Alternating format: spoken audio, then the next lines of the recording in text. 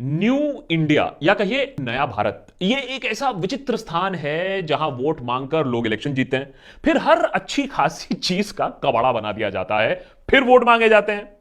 अजीब बात तो यह है कि वोट मिलते भी हैं फिर से।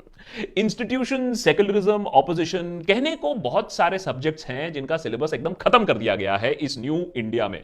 लेकिन ऐसा एक सब्जेक्ट है जिसका इस देश में इतना ज्यादा मजाक उड़ाया जाता है जितना पहले कभी नहीं किया गया था। ना ना ना ना ना ना ना ना, मैं बात मीडिया की नहीं कर रहा हूं, उसका क्या मजाक उड़ाना जी, वो तो खुद ही मजाक है। We are talking about science, यानी विज्ञान। इस सब्जेक्ट से आजकल के नेता लोगों को ऐसी दुश्मनी है, ऐसी दुश्मनी है जैसे टॉम को जेरी से थी, पीछे ही पड़े रहते हैं।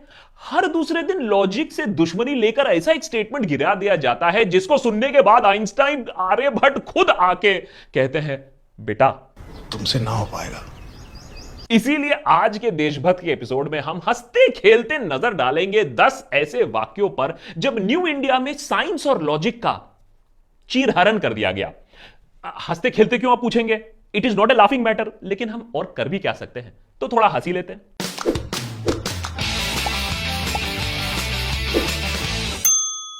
देखिए, कुछ भी कह लो, हमारे नेता चाहे कितना भी दुराचार कर ले, होते बहुत ही भोले हैं। सो इनोसेंट, जस्ट लाइक गौ माता। तभी तो हर जगह गोबर फैलाते रहते हैं। गाय से याद आया, अब बात करते हैं इस वीडियो के इंस्पिरेशन वाले स्टेटमेंट से। हाल ही में बीजेपी बंगाल चीफ दिलीप घोष ने कहा कि भाई गाय का जो दूध होता है उसमें सोना होता है, तभी तो दूध पीले रंग का होता है। ভারতীয় গরুর বৈশিষ্ট্য হচ্ছে তার মধ্যে তার দুধের মধ্যে সোনার ভাগ থাকে, সেজন্য দুধের রং একটু হলদে হয়। সেজন্য ওই গরুর যে কুঁজ থাকে, কুঁজের মধ্যে একটা নাড়ি থাকে, স্বর্ণ নাড়ি বলে। इस लॉजिक से तो पीले मेरे दांत भी हैं, तो इसका मतलब क्या यूट्यूब चैनल बंद करके मैं दांत घिसने बैठ जाऊं? और ये महाशय गाय को लेकर गोल्ड लोन लेने पहुंच गए। अब सही बात है, स्टेटमेंट दिया है तो लोन भी दो ना। और दांत और गाय तो छोड़ो, बहुत कुछ और भी पीला होता है। खैर छोड़ो, उसमें लोन नहीं मिलेगा। गोबरनॉमिक्स की पढ़ाई गोबरलॉजी के प्रोफेसर साध्वी प्रज्ञा, मेरा मतलब है साध्वी प्रज्ञा के बगैर थोड़ी ना पूरी हो सकती है। इन्होंने गोबर से कैंसर भी ठीक कर दिया था अपना। मैंने गौमूत्र से और पंचगव्य से बनी औषधियों से अपने को ठीक किया, अपना कैंसर ठीक किया है। अब बेचारे डॉक्टर इस बात से कंफ्यूज हैं कि कैंसर चलो माना कि सर्जरी के बावजूद गोबर से ठीक हो गया है, चलो ये बात मान भी लेते हैं, लेकिन ये जो साइंटिफिक डिस्टेंपर की बीमारी है जिसको लेकर ये लोग घूम रहे हैं, उसका क्या किया जाए? उसका कौन सा मेडिकल इलाज है? गाय भी ना मस्त जानवर है न्यू इंडिया में, दूध दे रही है, कैंसर ठीक कर रही है, सोना उगल रही है, कोहिनूर अलग। एक गाय का गोबर जो होता है वो कोहिनूर हीरे से भी ज्यादा महंगा होता है, सुप्रीम कोर्ट का वाणी है। कमाल है। तो जब सुसु में है सोना, पोटी में है हीरा, तो मदर डेयरी वाले दूध क्यों बेच रहे हैं? अबे ज्वेलरी की दुकान खोल के क्यों नहीं बैठ जाते? और सिर्फ गाय ऐसा अकेला जानवर नहीं है हमारे न्यू इंडिया में जिसके पास सुपर नॉर्मल पावर है, पैरानॉर्मल पावर है। अरे बारिश में बेशर्मों की तरह नंगा नाचने वाला मोर, उसके पास भी एक सुपरनैचुरल पावर है जिसको कहते हैं आंसू से बच्चे पैदा करना। ये मैं नहीं कह रहा हूं, ये मैं नहीं कह रहा हूं, ये राजस्थान हाई कोर्ट के जज साहब का मानना है। पीकॉक हॉर्नी होकर नहीं, इमोशनल होकर बच्चा पैदा करती है। मोर कभी भी मोरनी के साथ सेक्स नहीं करते, वो अपने आंसुओं को से डालते हैं और मोरनी उनके आंसुओं को चुप कर गर्भवती होती है। वहां गाय एलोपैथी हग रही है, यहां मोर ड्यूरेक्स रो रही है। मित्रों, ऐसा कौन सा देश है जहां आपको इतना विकास मिलेगा? बताइए, मैं चैलेंज करता हूं आपको। खैर, बायोलॉजी से हटकर बात करते हैं माइथोलॉजी के बारे में। आपको क्या लगता है, ये वाइस सिटी, पबजी वजी वगैरह ये आज के ही बालक खेलते हैं? मिलिए हमारे बिप्लब देव से। इन्होंने हमें बताया था, इन्होंने हमें एजुकेट किया था कि महाभारत के टाइम पर भी इंटरनेट था। ये देश वो देश है जिसमें महाभारत में संजय ने बैठ के धृतराष्ट्र को युद्ध में क्या हो रहा था बोल रहा था। तो इसका मतलब क्या है? टेक्नोलॉजी था, इंटरनेट था। देखिए, ये सब पहले बताया नहीं गया था। 70 सालों से ये सारी चीजें छुपाई गई थी हमसे। और सुनिए, कृष्ण जी का स्मार्टफोन भी ना जियो नेटवर्क पर ही चलता था। और कल वोट के लालच में ये भी आपको बता देंगे कि रामायण के टाइम पर स्मार्टफोन आ गए थे और रावण सीता को अपहरण करने के लिए ऊबर से आए थे। और भक्त लोग ना ये बात भी मान लेंगे। और ये सब तो नेता लोग उगल रहे हैं। अरे बकवास करना तो उनके पोर्टफोलियो को और स्ट्रांग बना देता है, लेकिन इन महाशय को देखिए, आईएससी इंडियन साइंस कांग्रेस में बकवास करते हुए professor Nageshwar Rao. Ravana has 24 types of aeroplanes of different sizes, of different capacities, and he has many airports in Lanka. देखा, रावण के पास एरोप्लेन था, राम के पास मिसाइल था, लंका में एयरपोर्ट भी था। जीएमआर ने बनाया था क्या? एनीवेज, वहां इसरो मिसाइल पे मिसाइल दागे जा रहा है मंगल पर पहुंचने के लिए, और यहां के साइंटिस्ट हैं बाबा जी की बूटी से ही आविष्कार पे आविष्कार बनाए जा रहे हैं। मिसाइल से बाय द वे याद आया, नए भारत की क्लाउड थ्योरी को हम कैसे भूल सकते हैं। खुद प्रधानमंत्री जी ने यह नोबेल विनिंग थ्योरी प्रपोज की थी। लेकिन मैंने कहा इतने क्लाउड है, बारिश हो रही है, तो एक बेनिफिट है कि हम राडार से बच सकते हैं।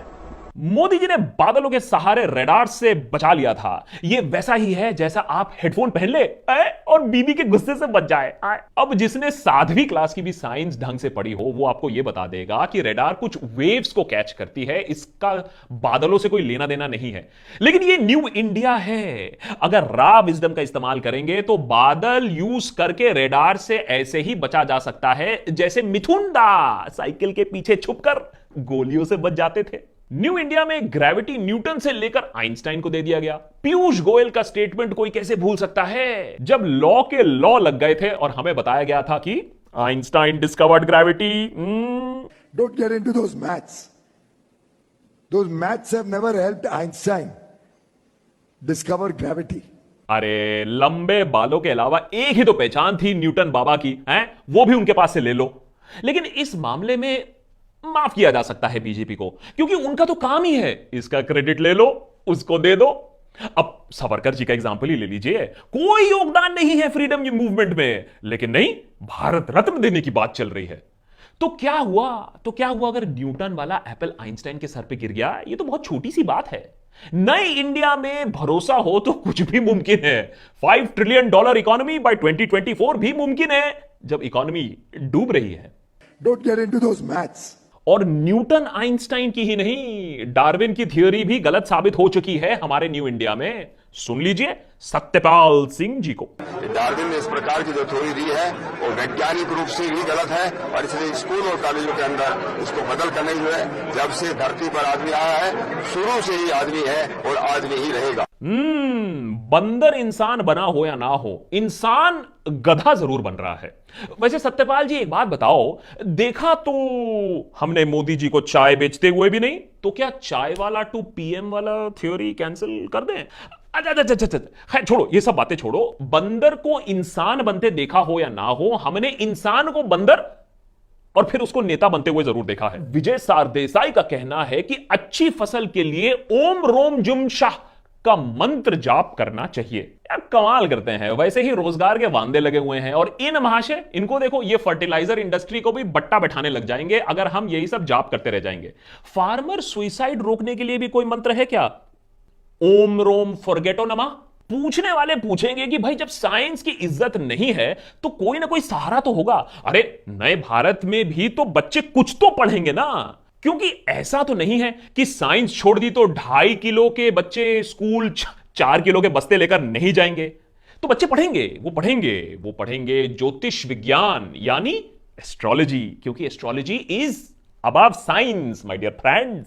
और ज्योतिष का तो श्रीमान लाखों वर्ष पहले और लाखों वर्ष आगे की गणना करने वाला विज्ञान तो ज्योतिष के सामने बौना है। ऐसा है कुछ हमारा न्यू इंडिया। यहां गाय माता तो है ही, लेकिन गधे बाप बनकर घूम रहे हैं।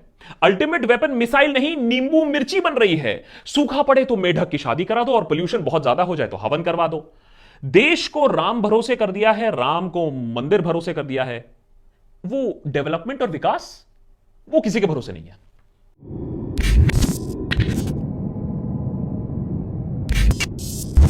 कैसा लगा हमारा ये एपिसोड आजकल, क्योंकि गोबरनॉमिक्स और रेडार थियरी ही मेरे ख्याल से अब हमें अगला नोबेल जिताएगी, तो हमने कहा कि ये बात भी याद दिलाना जरूरी है कि हमारे नए भारतवर्ष में कौन कौन से नए आविष्कार हो रहे हैं, ग्राउंड ब्रेकिंग डिस्कवरी हो रही है, जिसके लिए हमें नोबेल मिलना चाहिए। आशा करते हैं आपको ये एपिसोड अच्छा लगा हो। ना अच्छा लगा हो तो कमेंट सेक्शन तो 24 घंटे खुला ही है, लिख डालिए, मन की भड़ास निकाल डालिए, हम तो हैं ही ना सब सुनने के लिए। MCBC।